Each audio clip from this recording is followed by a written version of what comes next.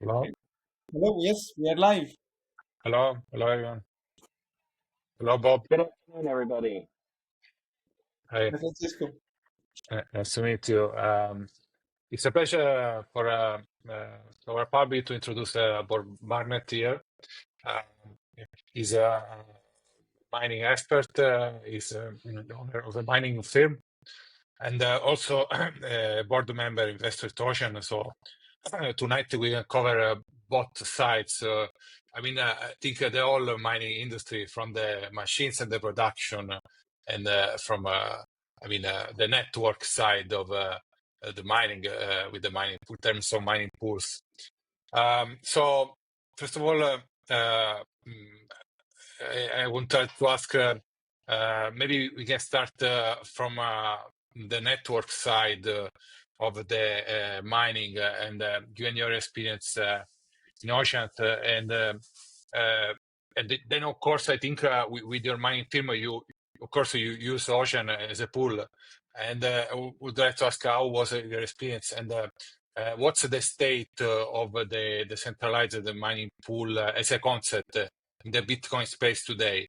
Is ocean an isolated case, or there is some momentum and ideas other companies trying to do the same or even better, or if it's something that actually is rejected from the major industry in term because they think they make more profits with the normal pools, or because I see Yeah. Ocean they are proving them wrong, actually. So how does the thing stay in terms of revenue versus the ideal setup for mining companies, in your opinions? So you can expand on that. Okay. Yeah, there's quite a bit there. I'll try to cover as much as I possibly can. Uh, so first, you asked about the economics, I guess, of using Ocean. That was Yeah. one of your last questions. So um, I I was obviously curious about the same thing. I'm a big believer in philosophically what we were trying to do with Ocean, but I have investors in my company. We run just so people know, I run 16 different mining sites. We're a privately held organization, but with investors from all over the world. We run 16 different sites. And so I have a responsibility to my investors to make sure that I'm making the right choices, right? I have to make the most money. So what I did was I created an experiment where I took 10 machines that were identical. I I connected 10 machines to several different pools using different techniques, all in the same container, all exactly the same. And I just started measuring which one was producing the most money. And the result was I've had the study running now for 18 months. I've made more than 10% extra mining with Ocean over that period. Now, to be fair, there have been periods where maybe a 30-day window or a 60-day window where some of the other tools may have slight advantages over Ocean in those windows, but on any extended period, Ocean has consistently outperformed the other pools. Now, you asked as well, Francisco, about uh, the The state of the industry regarding to this because everybody thought Ocean will then make less money than the others because they highlight they prefer to go for the ethos for the right choice versus the monetization. But now is something changing in the industry because of the results, or well, first, I think that was a misnomer that Mm, you would make less money. Now, mm, on any individual block, there may be certain situations where Ocean could have mined a block that made a little bit more money, but it's usually very, very minor.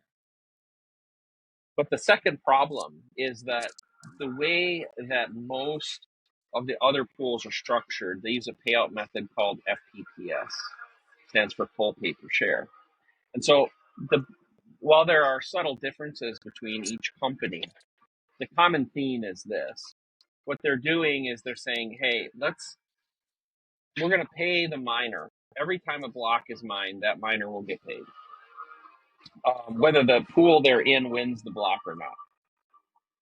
The pool will decide how much money to pay them based on a formula. And the formula is generally, let's look back at the last 144 blocks, and then from there, we'll take out the 3 to 5 transactions that have the lowest fees and the 3 to 5 transactions that have the highest fees, and we'll throw them away, and we'll average the rest. Well, I think what's happened is that when you look at that method, the difference between the three lowest ones, let's say, and the 3 highest ones is material. In other words, the 3 lowest ones are closer to the average than the 3 highest ones. And so that suddenly kind of shifts the odds in favor of the pool paying less than the mathematical output. So I think that's the problem with the formula. The other problem is that I think we should even define some terms. So there are actually very few miners in the world. I think what most people think of as a miner is actually what I would call just a hasher. So the mining function involves many things. So if we go back, like the way that the Bitcoin ecosystem is designed, the idea is that if you want to be a miner, you run a node, you manage a local mempool, you create block templates, which means you decide what transactions go into the blocks that you're trying to mine. You create coin-based transactions, and you receive your coin-based transactions directly, not through a third party, and you hash. And what's happened over time is most companies involved in this space are just hashers, and all those other functions they have pushed to the pool. But the purpose of a pool is really to share, right? To mitigate risk and to share. And over time, I think it's a fault of the entire community that has allowed the centralization of power, the centralization of the mining function itself into the pool. So one of the things Ocean wanted to do is say, no, we want to allow the world to have actual miners again, where if you have hash power, you point it to Ocean. Well, you can also run a node. You can also create block templates. You can also get Coinbase transactions.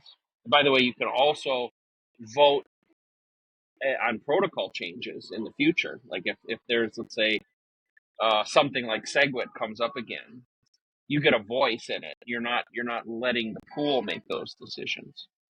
So what's happened, unfortunately, in my opinion, is that really 2 pools dominate everything. We have Foundry, which has about 30%, and then we have Antpool plus what we call Antpool proxies with 40 or more percent. So 70% of the network really is in the hands of just 2 companies. And so they're making the decisions about the block templates. They're getting the payments from the network. And, they're making these protocol decisions. Yeah, I see that. So I can understand there is, if the leader has something to lose, and then it's very difficult to break the wall, I think the individuals, the user should team up to push a change in this direction and to support other companies like this. And there was something very big to be proven in this year, and but now a lot has been proven already. So we wish something like that can happen in the future. Another topic, I don't know if Alessandro wants to pose any question, otherwise I can ask the tariff. We cannot hear you. Cannot hear you. Okay. Yeah, please go on. I will ask later. Okay. No, I mean, another important point, given geopolitical framework now that you operate a mining company is about the tariff and the problems with the import of the device. How much does the impact did it impact the business, and what's the always look for the lookout for the future? If the tariff remains in place, it will have a devastating impact on the expansion of any mining in the United States. I think it would actually put it to a halt. The last month has been very turbulent for us. We've scrambled to bring some new equipment in ahead of the tariffs. But it's the big thing for us is we have expansion plans, but in part we've had to put them on hold because we just don't know what world we're going to have 3 months from now or 6 months from now. So it's already having a negative impact, I think, on mining in the United States. If the Trump administration can present some real clarity to us and give us the assurance that, let's say for the next 6 to 9 months, that we don't have to worry about this, it would be a wonderful relief. But in the absence of that, I think it's a phenomenal opportunity for those outside the U.S. to make up some ground, because if we think about this from a network perspective, it's my opinion, but we actually have too much concentration in the U.S. I think we need some geographic diversity. You guys are coming to us from Europe. Europe is horribly underrepresented in the mining network. I don't know if the forces within the EU could get together to seize the opportunity, but it definitely exists. But if not them, then I think Central and South America, Africa, and the Middle East are going to do very, very well, because that's where the growth will be. I see. There are many variables at play, not least the use of green energy, which is something where Latin America is full, Africa is full. Now, I think also with the big organization, they put out reports in favor of the mining. It's been a couple of years, but still, these developing countries not mining that much. Maybe do you think that this angle of a narrative of the green energy can help the enlargement of the mining operation, or is something which is not going to help in other countries? I think it helps a little bit, but to be honest, there are places, for instance, Ethiopia, that I think are being very aggressive. Paraguay. Mm. So we have some of these second countries that have energy infrastructure, and they are being a little more friendly to it, because it is coming in and consuming. And like in both of those cases, it's hydroelectric. They have massive hydroelectric capability that they can utilize. So I think in some of those cases, there's a second issue, and I'll just give you a highlight. You can tell me if you want to go in deeper. But I believe that one of the mistakes that's happening at the nation state level around the world right now is there's too much focus on building strategic Bitcoin reserves at the nation level, and not enough on building mining capabilities. And in fact, if I was the president of a country right now, I would be putting a lot of my focus into building a mining operation inside my country.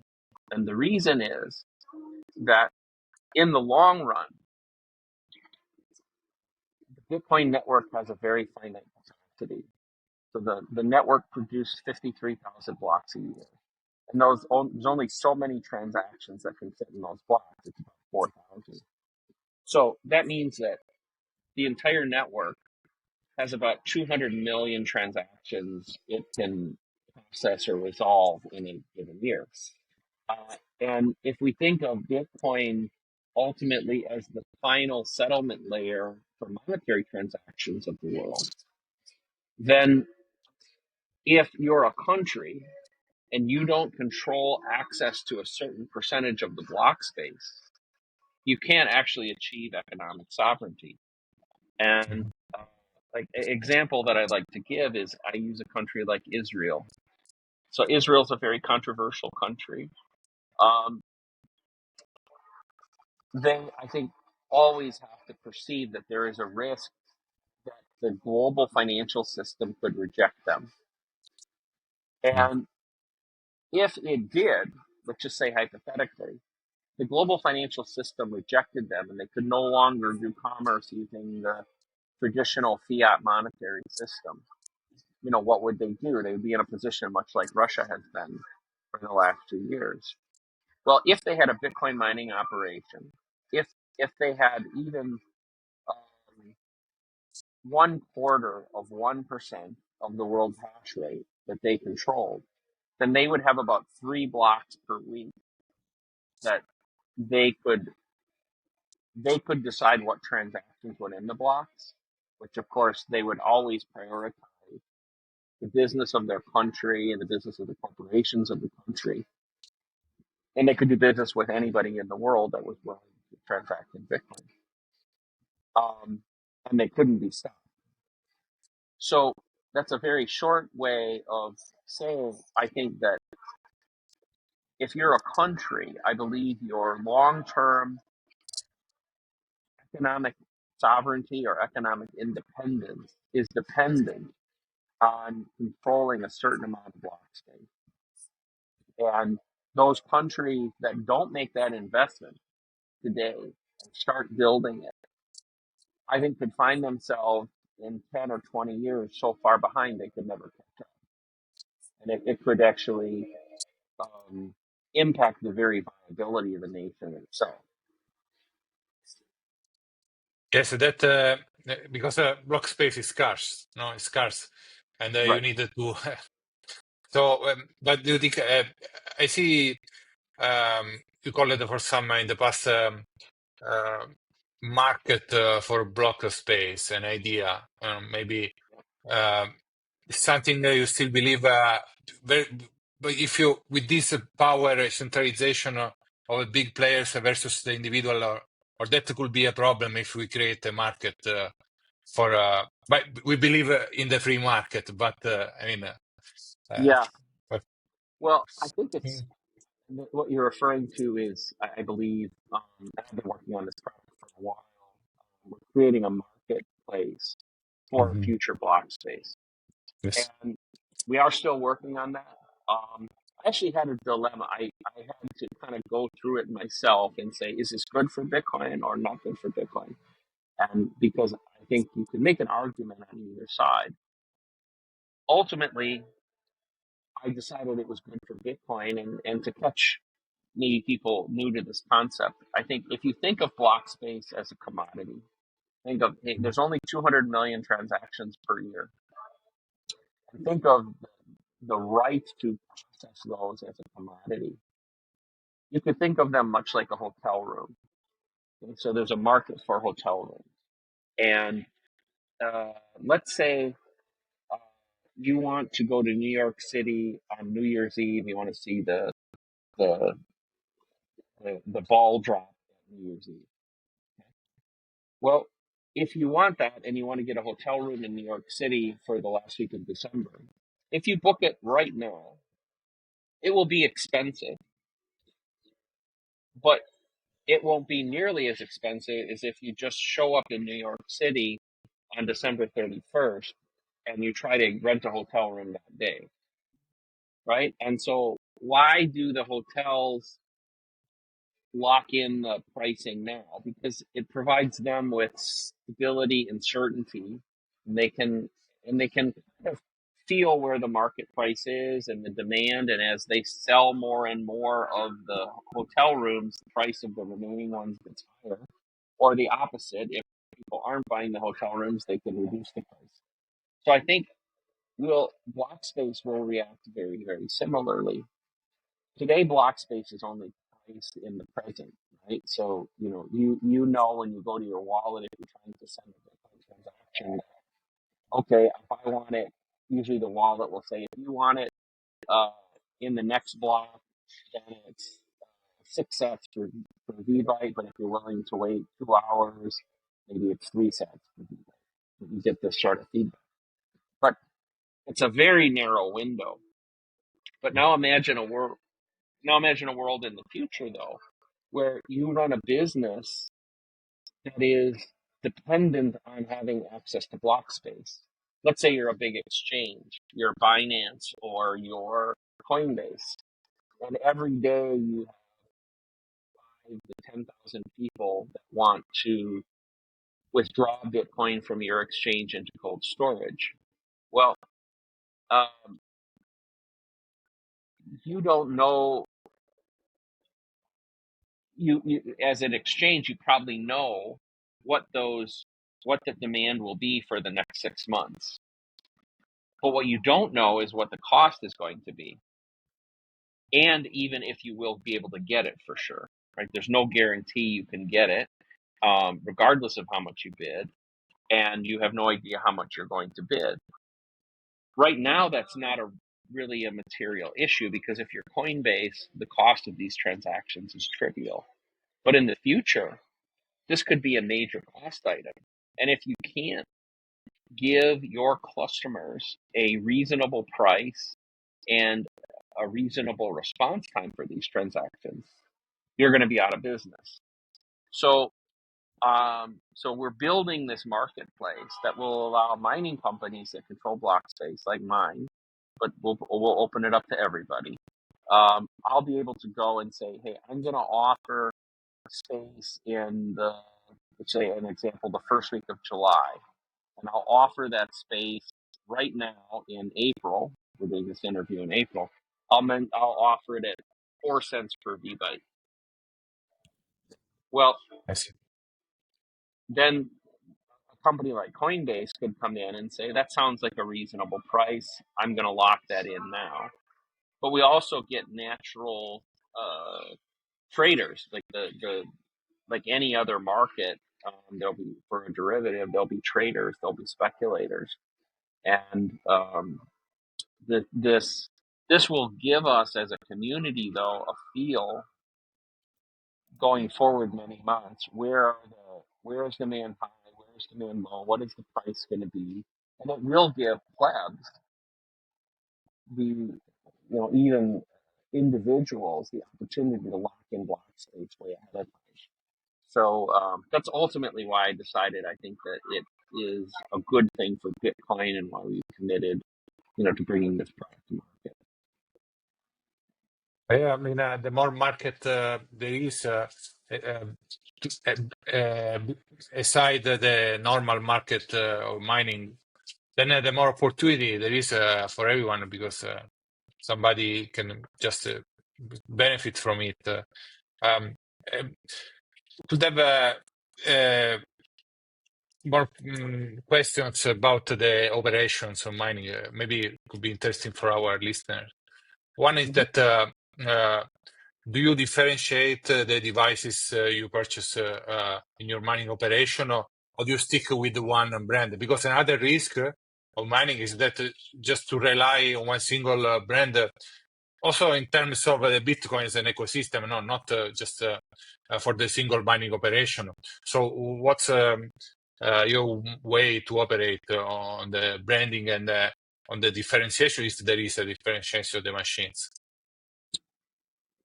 We do buy from all suppliers. We Also, bought from Bitmain, MicroBT. We bought a lot from BitFury back in the day, which was a big Bitcoin supplier. We're no longer doing it. And we're looking at pretty much everybody at all times. The point you're making, though, I think is a very important one. It's a risk and a problem in the industry, in that Bitmain dominates, and the level of their domination is massive. Nobody knows for sure, but I would probably put it between 80 and 85% of all the equipment comes from one source. And it's a risk from many different perspectives. What if something happens to Bitmain? We lose the source, right, of a massive amount. If they went out of business or something disrupted their operations, we don't have an alternative. That's a big problem. We have another problem in that if there is a problem with their chips, let's say, their ASICs, if there was an exploit that was discovered, something that allowed blocks to be corrupted or caused, some people have speculated, I'm not trying to say they do anything nefarious, but there have been concerns about, does Bitmain, for instance, take a small percentage of the hash power and direct it to themselves? There are those kind of concerns that come up. The good news is there are several companies, including one I'm involved with, that are developing their own ASIC. And by that I mean the chip. Right? So Brains just has been showing publicly. I talked to Christian there, their president, recently. They're showing off their prototype of their own chip. Block and Blockstream have chips. My group, which is called M5ers, which is a group of ex-Samsung and Intel people, we are designing our own ASIC. And hopefully, over the course of the next 2 or 3 years, we get multiple sources of the chip. And for instance, our company, what we're only interested in developing the chip. We're not trying to develop systems. So our idea is we will sell the chip to anybody, and we're hoping other companies will then develop the systems. So it looks more like the personal computer market, like that you have Intel and AMD, and you have different places that you can buy the CPU. Then you have companies like Dell or Lenovo or Toshiba that make the systems. That's my hope for Bitcoin, is that we reach that point. What that'll also do, by the way, is it'll really help in the cost structure of Bitcoin, because one of the problems we face is that Bitcoin system from Bitmain, but MicroBT does the same thing. Their prices of the system is really based on the price of Bitcoin and the economics of mining. In other words, it's not based on how much money it costs to build a machine. If the price of Bitcoin goes up and the miner is capable of making more money with the machine, then they instantly increase the price of the machine. And that's not, I think, healthy in the long run, where the maker of the system gets rewarded immediately based on a short-term price of Bitcoin, when the miner now has to take the risk for the next 4 or 5 years as to whether or not they will get recovery of the of their investment. I see, but isn't that dynamic a bit broken now? I think the price of the devices track the Bitcoin price perfectly until I think 2021, 2020. But then I saw that they didn't track anymore, maybe because there was an oversupply. After the bear market, it decoupled a bit. I don't know if it's still the case, or it will increase in the future when Bitcoin goes to under 50,000 and more. What's the problem there for an individual investor? Because if the device doesn't increase in value, then you have a problem. It could be better to just buy Bitcoin. And how do you see the market dynamics? Because I'm not really caught up with that. But is still coupled to the price, or not anymore? Well, there's still a coupling that still exists to some degree. It doesn't mean, like, if Bitcoin is 85,000 today and 88 tomorrow, that won't move the price. But the price will move if instead of 85 today, we wake up and it's 105, we will see a price increase. Okay. So and especially if the price sustains for a couple days. So there's a little bit of a lag effect, right? So if we go from 88 to 105 and then we stay there for 1 or 2 weeks, we'll definitely see a material increase, and it might stair step a little bit along the way. What was the other Yeah. part of your question? I forgot the other part of your question. No, is that that there was a oversupply maybe of the machines? Maybe the cause is that Oh, yeah, after the bankruptcy of the big firms because of leverage in 2022, then there was oversupply, still lagging now. Maybe it will recover in the yeah. future, the price. That was, definitely the case. So second half Mm, of 2022, 2023, well into 2024, we saw the problem. Well, actually, I should back up. It was probably in about January of 2024, the the bullishness kind of returned a little bit, in part because of the halving, right? We were mm, approaching the halving at that point. And mining profitability was fantastic in that time period. The first quarter of last year was really, really good for miners because we had the Bitcoin price had come up a little bit. We were still at the 6.25 subsidy, and the fees went through the roof. So that was a very good mm. period to be in the business. Do you think that the difficulty uh, is what we can see because it rose too much, a lot? Is that normal compared to the previous years, this rise in the difficulty in the hash rate? And maybe there are some countries which are mining when nobody knows. Um, or do you think that just the US market is driving such a high hash rate, or there is some hidden player which will be very big and is doing it in silence? Well, certainly what's been going on in the United States has been very significant. The hash rate growth is very, very high here. However, I think you're also correct that I have very high confidence that, for instance, Russia has stepped Mm. up its level of Yeah. mining considerably. I think there's a lot more going on in China Mm. than I mean, Mhm. maybe not quite where we were pre the Before. 2021 ban, but still very significant. And then I think, as you mentioned, I think there are some smaller countries involved. We know, for instance, I mentioned before, Ethiopia's got quite a bit of Mm. capacity. Paraguay. So I think there is somewhat of a global movement, but I think the U.S. and Russia are the two big ones. Yeah, Russia was thinking about it because the hydropower there is massive, and then Yeah, they needed to yeah, monetize it somehow. yeah. Well, they have hydro. They have lots of natural gas.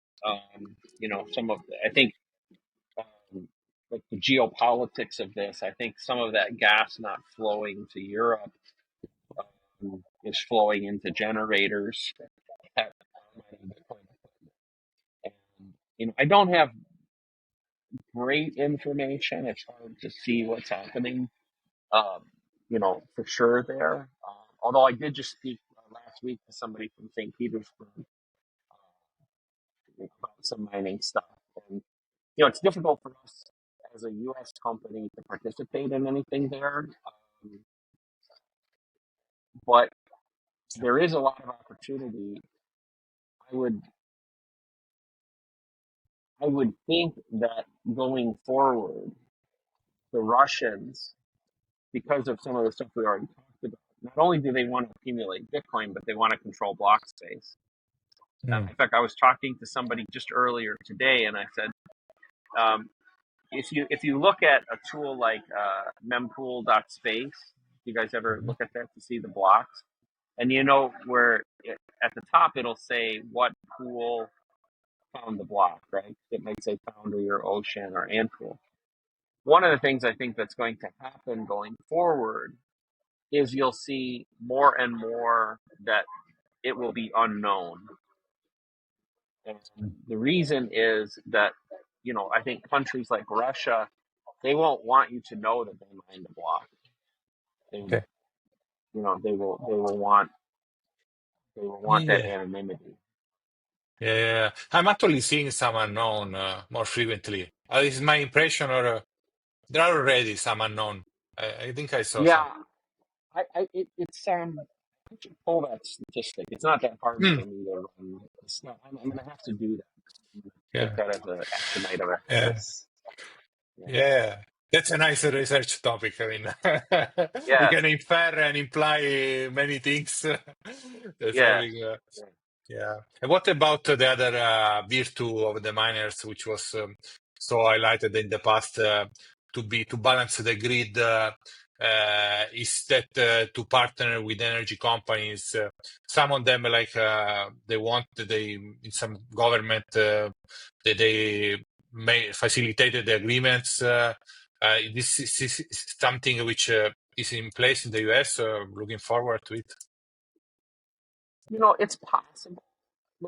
There are some of those agreements, but I do think we have to be a little careful as Bitcoiners about the word I would use is overselling it. Mm. So I'll give you some interesting statistics.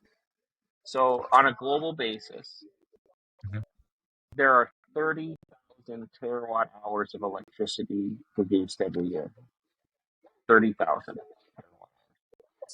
The Bitcoin network uses about 200 terawatt. So that's about 0.6% of the world's electricity is used by Bitcoin.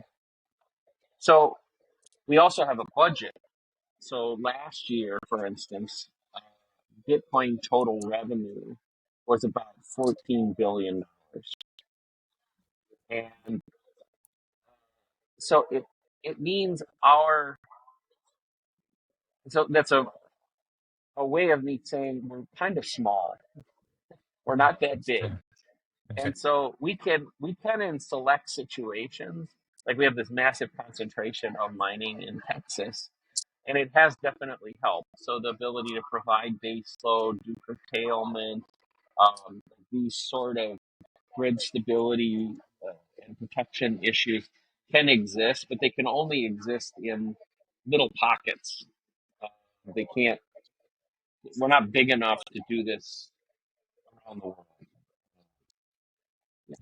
So yeah, there are many aspects, but everything helps, So even that can Oh, sure. be beneficial. I'm going more specific about because this is supposed to be an educational space. We record and people can watch, rewatch, and then learn. Um, Mhm. when I used to mine, they were saying that the nanometers in the mining devices were already that much smaller that it would be impossible to go smaller in terms of nanometers. So to have more powerful devices would have been difficult. It was 2021. But now, and then in fact, I saw some device producers like maybe Bitmain, they went to privilege the efficiency in terms of energy consumption versus the nanometers of. So it's still how is the advance in technology now? Are they looking forward to have smaller and more performant devices in terms of nanometers, or do they want to increase the efficiency? Or where does the Well, research? most of the improvements that we've seen do come from pursuing smaller die size. So, Mm, for instance, the state of the art as we sit here today, if you buy a high-end machine from MicroBT or Bitmain, it's using 3 nanometer technology. Okay. okay. And 2 years ago it was 5 nanometer, and 2 years before that it was 7 nanometer. We haven't yet reached the point where the Moore's law, which kind of predicts how small things will get and how much improvement, has had a very minor slowdown, but it's still largely in place. And in 2026, my expectation would be that we will see 2 nanometer technology come about.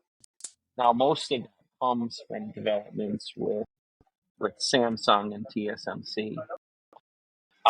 Now, there are some possibilities of techniques within the chip design itself, the algorithms, and some of the techniques to further make improvements.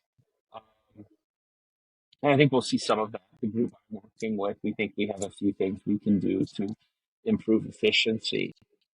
But the bottom line is I don't think we're done yet. We still have quite a ways to go. And I will say, for anybody listening and not watching, I'm an older guy. I've been involved in this stuff since the 80s, the early 80s. And going way back, 40 years, we were already concerned about Moore's Law. 40 years ago, we used to talk about, are we nearing the end? And because we're even then, we were starting to get down to sizes where it was just a few atoms of thickness, and it was hard to imagine that we could do better. But the reality is we've continued to see these improvements. So I think we still have a ways to go, and we'll continue to get these efficiency gains. Yeah, it's also now we have a AI which can boost the research to make it research better. They can come up with some solution which, yeah. Yeah, I mean, I think it will accelerate everything. Now, what's interesting though, and I'm going to answer a question you didn't ask, is you remember earlier I said, okay, we're using 200 terawatt hours of electricity annually. Well, I don't think we're going to see that number increase a lot. So in other words, as people, there always was this narrative you referred to before about Bitcoin uses more energy than certain countries, or there's this old study from the World Economic Foundation how Bitcoin might someday use all the world's energy. Well, what hasn't been factored in well is that while the network hash rate is growing dramatically, the amount of energy being consumed is slowing down considerably. So a lot of the growth is because, like, we just went through in my company, we went through over the last 18 months pretty much a refresh of any facility that had been in place since back in like 2021 and 2022. That equipment has been upgraded. And so we were taking machines that were, let's say, 80 to 100 terahash per second units, consuming about roughly 3,000 watts. And we replaced that with one that's 200 to 230 terahashes, but the same watts. So we didn't have a dramatic increase in our energy consumption, but we had a dramatic increase in the hash rate. So that's part, but not all of the reason that hash rate has been going crazy. Yeah, I mean, if you pair the forecasted efficiency with the continued research and nanometers efficiency in terms of technology, the two things can keep the mining profitable for also a long time, even in the West. No, not talking just places with hydropower or where it's very low the energy, but also in our countries, especially here in Europe, is a lot expensive. Cannot mine, but in some places in the US, in the Latin America, it's even better. But this also will decentralize. Maybe it's part of a game theory anyway, because at a certain point, not everyone can afford, and that if not every country can afford it, will move. They will move, so that will be beneficial to some extent. So it's all a big game where there are many unknown variables, and we see. But yeah. Yeah, and I think there's a shift taking place where I think when most people think about mining, or as I said earlier, hashing, the hashing function, what comes to mind for people are big operations. I think you think about, generally, people are going to think about Riot or Marathon. They think about 50 megawatt, 100 megawatt, gigawatt, these big facilities. I don't think we're going to see much more of that going forward. I think that those big installations will slow down. I think what you'll see is a lot of much smaller facilities coming up. I call them horse class size facilities, and the big ones I call elephants, and the small to medium ones horses, and the tiny ones I call them rabbits. But the reason is that it's very hard to find a tremendous amount of energy, like 100 megawatts, and to put that number in context for people, every megawatt, that's about 1,000 people. So if you think about a town of a little village of 1,000 people, that's like 1 megawatt, right? So all the businesses and all the homes. So 100 megawatts is like a city, like it's a city's worth of energy that's being poured. And there isn't just a bunch of 100 megawatt places at the right price laying Yes. around. And to the degree that there are, the Bitcoin folks have to fight with the high performance computing, the AI for that same space. So I think it's going to be very hard for that to happen. What is available, though, is smaller amounts of energy. Now, that could be on grids in small rural locations that are maybe like agricultural, where they have 10 megawatts of capacity that's serving, and they're only using 5 on a regular basis because it's Okay. a small time. And maybe they built it at a time when they thought it would get bigger, but that happens on grid. And then off grid, which I think is actually the best opportunity, and where I'm focused personally, is we can generate our own power. So, like what my company did, I guess 4 years ago now, is we rehabilitated a small hydroelectric facility that was no longer working. We just bought it and we rehabilitated it, and we use it all for ourselves. We don't even connect to the grid.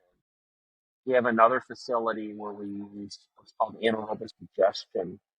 So we're connected to a dairy farm that has thousands of cows, Okay. and of course, we're using the excrement from those to generate methane through the anaerobic digestion process, and we run a couple megawatts. And our cost of doing that is way under anything we can buy on the grid. So it's to those that are concerned about and like for instance, the green narrative, which you talked about before. Bitcoin can solve some of these problems in a really cool way. Yeah, because now we see, in my opinion, this centralization because of how the access to capital works, which is in favor of the big corporations. But if your theory plays out, then the variables will get difficult and more and more difficult over time, and that will lead to a decentralization. It will break the wall. And then the individual can produce its own energy and be active part of the process. And yes, I mean, I tend to agree with you. So it's strange because this protocol is actually even in unknown, when it was built in 2009 with an unknown future, it sticks perfectly to the dynamic of everything, not only of the incentive and financial side, but also on the energy side, on the consumption side, on the it's a kind of magic, honestly. And it was amazing to have broken down with you all of these aspects. I don't know if Alexander, any question, otherwise we can terminate the conversation. No, yes, thanks. Firstly, thanks, Bob, for all this information. I'm not so deep into the operation and learn a lot from you, and I think also our listeners will learn. My question is, we see now a shift from the narrative globally. In 2022, there was not only the bear market, Bitcoin as a store of value was not considered at all, institution economics, but also Bitcoin mining, they were mostly adversarial. They were saying they were too expensive or Yeah. was using too much energy. And we saw in 2023-24 a shift. And now also recently, Daniel Batten said most of the new articles are or neutral or in favor of Bitcoin. Two questions on this. How much did it help on your business and on Bitcoin mining? And how far do you think we are for the world really understanding that Bitcoin mining is good for the environment, will solve some of the problems, and creating more energy is also helping the civilization? That's a great question. I think that, unfortunately, I think we're still a long way away, Yeah, because I think that Bitcoin mining and even Bitcoin itself don't fit the narrative that people truly have. So I think a lot of the narrative about climate change and green energy, the people pushing that, don't really have that as their main. That's not their main political objective. I think their main political objective is more about power and control than it is yeah, about those things, and they're using that as a tool. And so supporting Bitcoin is contrary to their real bro. goal.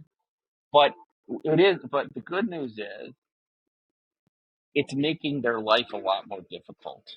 I think that that it, we're reaching that point where the mass media cannot continue to propagate these false narratives. Yeah, Um, I'm seeing more where the media and politicians, by the way, I'll give you an example. So over the last several years, for instance, the New York Times has written several articles that have been very negative. And they've cited often research that was very bogus, often from the World Economic Foundation or the Financial Times. Both have been very much behind, these sort of things. Um, Alex DeVries, if you're familiar yes, with yes, yes. I'll be generous and say his work. On one thing, one small thing on this, Daniel Batten saying that this was like the conception of all the FUD on Bitcoin, because there were so many reports, so many articles from New York Times and Yeah, Wall Street Journal based on this research that he made so much damage on yeah, the research. That was wrong. Yeah, and they would start citing each other, right? That one article, it was just the same information. yeah, yeah, yes, Yeah, yeah. So I think Daniel's very, very sage about that. But I would get frustrated by this, and I would reach out to these kind of organizations, and I would say, hey, if if you're writing an article, this is my contact information. If you want to talk to a Bitcoin miner, you want to talk to somebody with some level of technical expertise on this, please reach out to me. I would do the same thing with politicians and say, you know, I would I would love to talk to you, and also please use me as a resource. I'm not trying to make money. I just want a voice. Right? Well, I know others in the community have done the same thing. Well, I've seen a change. I've seen now where some of the mass media is willing to talk to people other than Alex DeVries and the World Economic Foundation. They've started to get the other perspective. Even more importantly, though, the politicians have changed. yes, Politicians have changed a lot. So I've had politicians actively reach out to me to discuss some of these topics. When I've gotten an audience with them, I've gotten very genuine. You could see when you're talking to them, they are engaged, they're interested, they want to learn. Um, they they realize there's a lot of thought out there, Yes. And by the way, that includes not just the U.S. I was in like last year, about in last June, I was in Prague for BTC Prague, and I was invited with a group to go talk to some senators from the Czech Oh, Republic, and I thought it was a wonderful conversation, and I was very impressed by how open they were to what was going on. And in fact, I think we've seen the Czech Republic continue to kind of be progressive in terms of, what's happening in the greater European community. So, I think the tide is turning. I think we're a long, long way from winning the war, but we don't really even have to win. We just have to, I think, have a voice. We didn't have a yes. voice before. We have a voice now. Thanks for the information. Yes. Also, it gives more hope for the future. That's also what I tell people. A part of where we stand now, we should see the trend. In 2022, it was all against. Bitcoin was Yes. embarked on a road to irrelevance. Everyone was saying mining is bad, and Yep. now it's different. So yeah, thanks also. Yeah. Great politician reaching out to you. Yeah. Hopefully, I think for us as human beings, we hope that in the end, truth prevails, right? Yes, So I think that, I think all of us in Bitcoin, we we seek the truth. We always want the truth to be available. I think we believe that if the truth is presented to people, that ultimately good decisions will get made. Um, and so I'm optimistic too. yes, and you are contributing on revealing the truth behind Bitcoin mining. I Yeah, hope so. I hope we all do a little part. Yes, Right? You yeah, guys, you yes, guys have a yeah, forum to spread the sure. message, and that's what y'all do. I'll say one last thing. I know because I thought this. I, I gave a talk recently, and I said, I think how we talk about hodling in the Bitcoin community, and I think one of the things that maybe is a negative of the word hodl is it it implies that you can just buy Bitcoin and sit back and do nothing, and you're going to get rich. But Mm, Bitcoin requires participation. You you know we I think of myself as a citizen of Bitcoin, yes, and if you're a citizen of a country, you need to vote. You need to have people that run for office. You have to have people willing to join the military and defend the country. You have to play.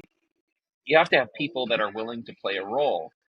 And I think that we're at a point where we need to broadcast that more. It's one of kind of my messages, like participate. Like it's great to own Bitcoin, but we all have a role. If I'm doing mining and I'm helping spread education, you guys are doing your part with by just even having a show. You're taking part of your evening out and putting the show together, and hopefully spreading a message.